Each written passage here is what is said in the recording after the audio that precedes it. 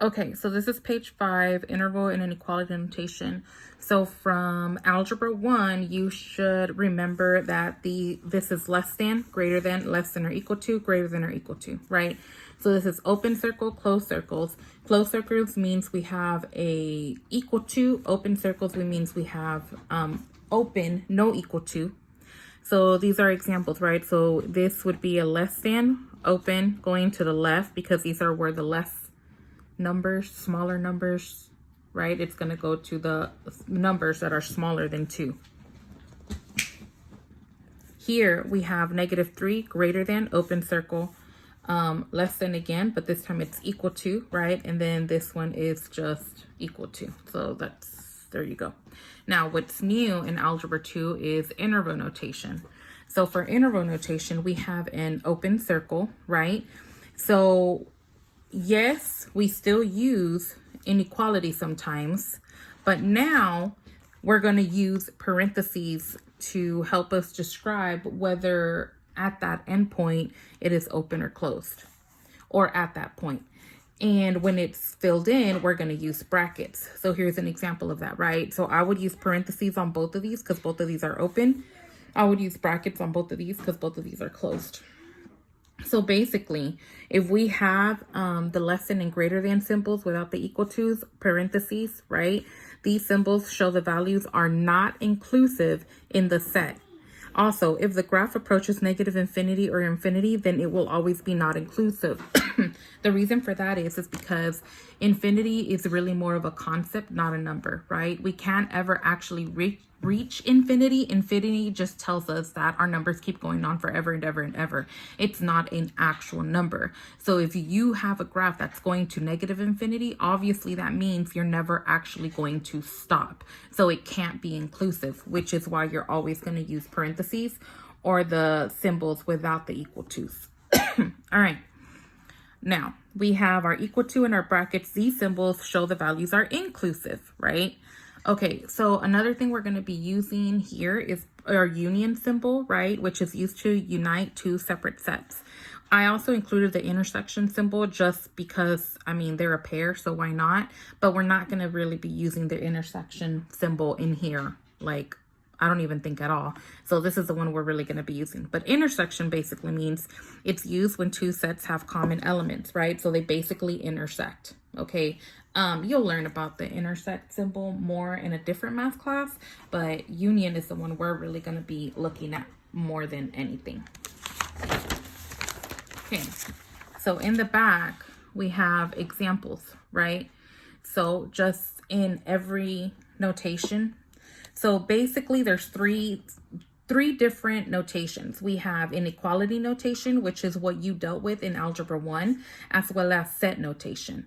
Okay, the only difference between these two is that inequality is kind of more like informal. I'm just kind of telling you, hey, x is from -1 to 3. They're both open, so I don't use equal to's, right? Set notation is like more formal. X such that x is between -1 and 3, and then they give you these like fancy curly brackets. So you write them almost the exact same. The boundaries don't change, the order doesn't change, right? The only thing that's different is that we add these fancy curly brackets and then an x such that. That vertical line right here basically means such that, okay? So it's just like I said, you're just being formal, okay?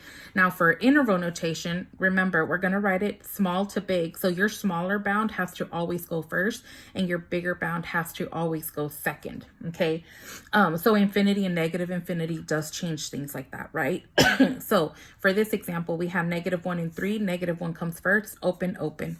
For the second example, we're going from 4 to 10, they're both inclusive, equal sign, and you can see that set notation looks the exact same. The only difference is that it has the curly brackets and x is such that, right? Now here, same thing, 4, 10, smaller number first, 10, bigger number second. They're both inclusive, bracket, bracket. And you can see that in all of these, we like to always go from least to greatest, least to greatest, least to greatest, okay? Then we have the third one. This is open, closed. So you can see that that's not equal to because it's open, equal to. And then in interval notation, we can see that that's not open, right? So it's parentheses, and then we have a bracket. again, notice that we're using the same numbers in all of them. Then we have on the fourth example, 7 to infinity, right? So this is positive infinity, which means that the smaller number is 7. So 7 goes first, then infinity, right? Or in algebra 1, you were probably used to not having the infinity there. So if you notice here, if I take out the infinity part, right, because it's going forever, x is greater than or equal to 7, right? So I wrote it backwards, right, up here. But 7 is less than or equal to x. X is greater than or equal to 7. I'm saying the same things. I'm just reading it forwards and backwards.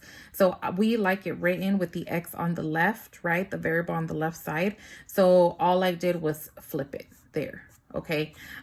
So same thing here. And then our interval notation, okay? Now this last example, you can see that they're kind of split, right? There's nothing happening between 1 and 4. This is the reason you had to know about the union sign, right? So it's going from, there's an arrow here, which means the left is negative infinity, right? So it's going from negative infinity to 1. And we can see that it's not doing anything from 1 to 4, and then it's going from 4 to positive infinity. So x is less than 1, right? Because it's going to negative infinity. Union, x is greater than or equal to 4. And you can see we did the exact same thing. Literally, we're just repeating it twice, but with curly brackets and x such that, okay? That little fancy symbol there. And then same thing for interval notation, right? We have from negative infinity to 1, union 4 to infinity. Negative infinity to 1, negative infinity to 1, union, we're unionizing it because there's nothing happening in the middle. So we're saying they live on the same number line, right? So we're saying that, hey, they're not connected, but they still live together. So we have to unionize them. And then we have 4 to infinity. Okay.